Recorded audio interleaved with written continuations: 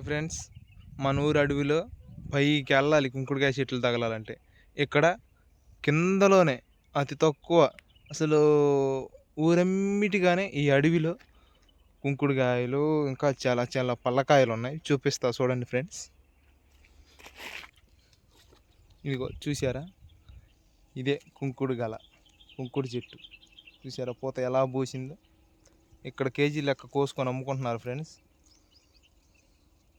ఇదిగో బాగా చూడండి. ఒక్క గలకొచ్చి కొన్ని కోట్ల పిందెలు ఉన్నాయి. మరి అవి ఒక ఎండకి ఒక గాలికి తట్టుకొని అన్ని పిందెలుగా మారాలంటే ఎన్నో అడ్డంకులు ఎదుర్కోవాల్సి ఉంటుంది. అలాగే ఇంకా మరికొన్ని చెట్లు చూసేద్దాం ఫ్రెండ్స్. సబ్స్క్రైబ్ చేసుకోండి, లైక్ చేయండి, షేర్ కొట్టుకోండి. చూడండి గాయస్, ఈ కాయ వచ్చేసి సర్ప పిందెకాయ అంట. ఈ పింద మరి ఈ కాయ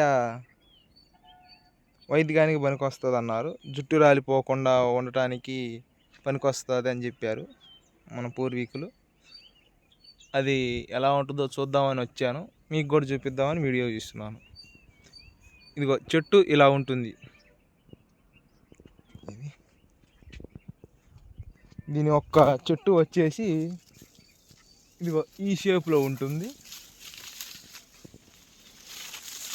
ఈ షేప్లో ఉంటుంది చెట్టు.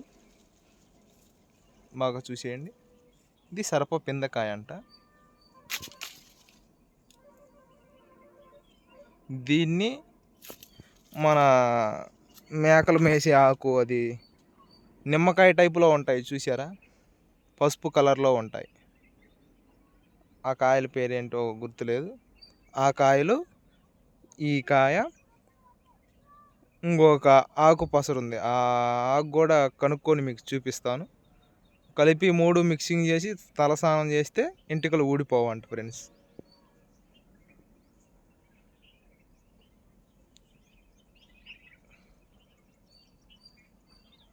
ఇంకా ఏమన్నా చెట్లు ఉన్నాయేమో కనుక్కొని మీకు చెప్తాను.